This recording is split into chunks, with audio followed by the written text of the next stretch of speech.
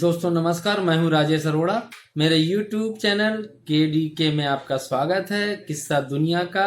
दोस्तों आज मैं एक नए विषय से आपको अवगत कराता हूं। चलिए आज कॉइन की बात करते हैं दोस्तों, आइए।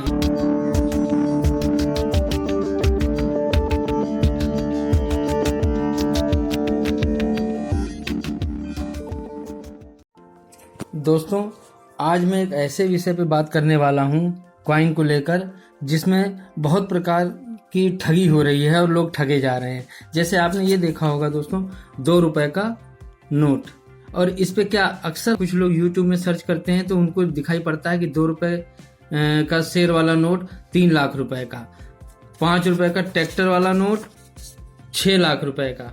अब वो ये नहीं समझ अच्छा जिसके पास ये नोट होता है वो ये समझता है कि सिर्फ मेरे ही पास ये नोट है, लेकिन ये नहीं जानता कि जब उसके पास हो सकता है तो दूसरे के पास भी हो सकता है।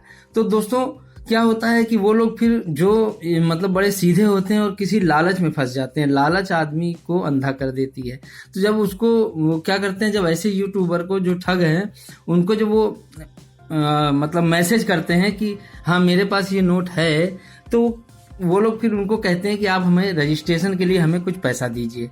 तो अब आप ये बताइए कि जो आदमी 2 लाख रुपए आपको एक नोट के दे रहा है, एक नोट के 2 लाख रुपए दे रहा है, तो वो आपसे 2000 रुपए 1000 रुपए क्यों लेगा?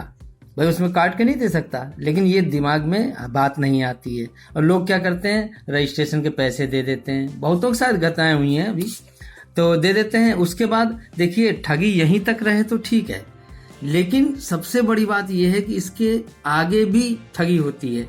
कैसे होती है? वो लोग फिर उसके बाद जब वो रजिस्ट्रेशन का पैसा ले लेते हैं, फिर आपसे कहते हैं ठीक है आपका ये पास जो ये नोट है, हमारा आदमी कल आपके यहाँ ये लेने आएगा और आप अपने अकाउंट नंबर दीजिए तो हम आपके अकाउंट में ये पैसा ट्रांसफर कर दें।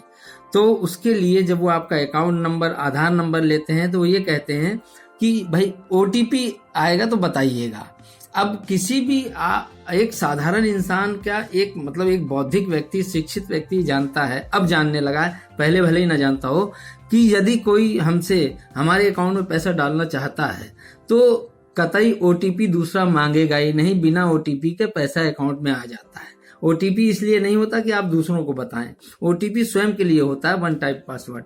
तो दोस्तों इसलिए ठगी का शिकार होने के बजाय आपको मैं ये तो मैंने बता दिया कि इस तरह रुपए में ठगी होती है, लेकिन आज मैं आपको बताऊंगा कि कौन सा कॉइन बिकता है, सिक्का कौन सा बिकता है। दोस्तों एक सबसे बड़ी बात देखिए, आपको बता दें, जैसे लोग कहते हैं कि मेरे पास 1947 का रुपया है। देखिए ये रुपया है, ठीक है। कई लोग कहते हैं 47 का है, और तो ये कितने का होगा? दोस्तों मैं एक बात बताऊं आपको, ये 1947 का रुपया जो मेरे पास है, ये उतनी ही कीमत, ये कितनी कीमत रखता है? देखिए ये जो मेरे पास 5 रुपए का 2004 का ये जो कॉइन है वो इस 1 रुपए के कॉइन से ज्यादा कीमत रखता है। इसका मतलब ये हुआ कि आखिर ये पुराने से कोई मतलब नहीं हुआ। भाई पुराने का क्या मतलब है?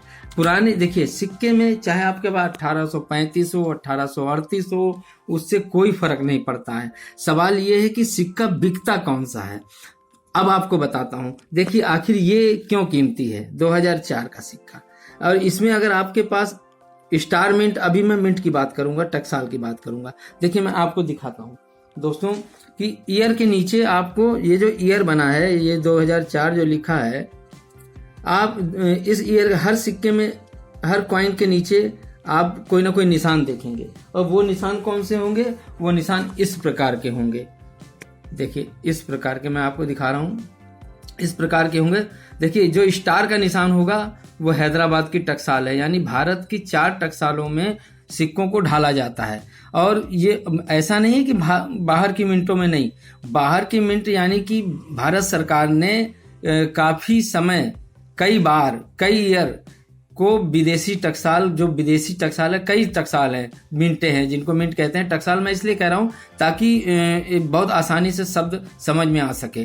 तो वो जो है टकसालें, वो 3, 4, 5 कई वहां से भी टकसालों से हमारे यहाँ के कॉइन ढलते रहे। लेकिन अभी मैं उनकी बात इसलिए नहीं करूंगा कि अभी मैं शुरुआत में, प्रारंभिक अवस्था में, मैं पहले आपको इंडिया की बात बता दूं।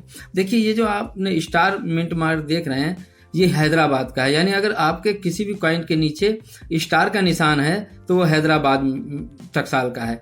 और उसके नीचे आइए डॉट मिंट नोएडा निशान का है, यानी नोएडा की मिंट 1988 में स्थापित हुई थी।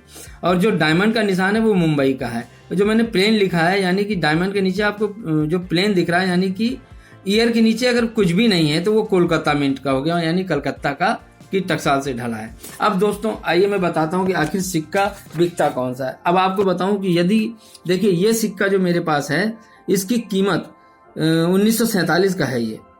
और इस पे देखिए पोर्ट्रेट बना है, दूसरी साइड आप देख रहे होंगे, हाँ जॉर्ज 6 का, हाँ जॉर्ज 6 का तो इसमें बना है। तो दोस्तों अब ये इतना पुराना होने के बावजूद भी इतनी कीमत नहीं रखता, मुश्किल से 20, 30, 40, 50 रुपए। एक बात करें। दूसरी चीज, अब आपके पास यही अगर सिक्का 2004 का 5 का सिक्का दोस्तों यदि हैदराबाद मिंट का है तो ये बताना भी जरूरी है कि ये 2004 का जो सिक्का है ये आखिर क्यों इतना महंगा है जो हैदराबाद मिंट का है। आखिर ये 1947 का जो मैंने अभी आपको दिखाया था वो इतना कीमत नहीं रखता। उसका कारण है दोस्तों, जो मैंने अभी आपको 4 मिंटेज दिखाई हैं, जो आपको मैंने अभी ये 4 मिंटेज दिखाई हैं, स्टार मतलब हैदराबाद, नोएडा, मुंबई, कोलकाता। अब ये चारों मिंटेज जब कोई भी सिक्कों को जब ढालती हैं तो ये मान के चलिए कि मान लीजिए 4 मिनटों में एक मिनट ने 20 लाख सिक्के मतलब ढाले, एक मिनट ने 50 लाख ढाले, एक ने 1 करोड़ ढाले, एक ने 2 करोड़ ढाले। तो जो सबसे कम मिंटेज होगी, जिसकी ढलाई जिन सिक्कों की ईयर की कम होगी, वो स्केयर हो जाएंगे। और जब स्केयर हो जाएंगे और रेयर कब होंगे, जब वो मार्केट में मान लीजिए कि कलेक्टरों को डिमांड पे आ गया कि ये सिक्का कम क्वांटिटी में वो हुआ है तो वो डिमांड करते हैं। जब डिमांड में ये सिक्का जब नहीं मिलता है तो ये स्केयर के साथ साथ रेयर हो जाता है। रेयर का मतलब दुर्लभ हो जाता है। चाहे वो सन से कोई मतलब नहीं है, सन 2018 का भी कोई सिक्का ऐसा हो सकता है। और ये मैं आगे बताऊंगा कि कोई म्यूल कॉइन कैसे होता है और म्यूल कॉइन कैसे वो बनता है। तो इतनी ज्यादा बहुत लंबी वीडियो हो जाएगी दोस्तों। तो आप ये समझिए कि अब आपको बस ये जानना है कि जिस मिंटेज यानी जिस टकसाल से कम ढलाई हुई होगी उसी टकसाल का सिक्का कीमती होगा। और 2004 का कारण क्या है, 2004 से 2007 तक भारत में कोई भी सिक्का नहीं ढाला गया था। और जब इसके बाद इस सिक्के के बाद यानी स्टील के सिक्के FSS कॉइन आ गए थे मार्केट में, तो 2004 जो लास्ट ईयर होता है वो माने रखता है। और 2007 यानी 2007 और 2004 के सिक्के कुछ ना कुछ डिमांड रखे जाएंगे। और लेकिन मेरे पास भी अभी हैदराबाद मिंट का कोई सिक्का नहीं है, जबकि मैं भी कलेक्ट कर रहा हूँ। मेरे पास बहुत सिक्के कलेक्ट हैं लेकिन अभी तक नहीं आया है। इसलिए उम्मीद करता हूँ कि हैदराबाद का 5 रुपए का सिक्का 2004 का बहुत जल्दी बहुत ही ज्यादा कीमत में आना चाहिए। तो दोस्तों धन्यवाद आपको बहुत बहुत। मैं राजेश अरोड़ा मैं आपसे विदा लेता हूँ। अगली वीडियो में आपसे मुलाकात मेरी फिर होगी।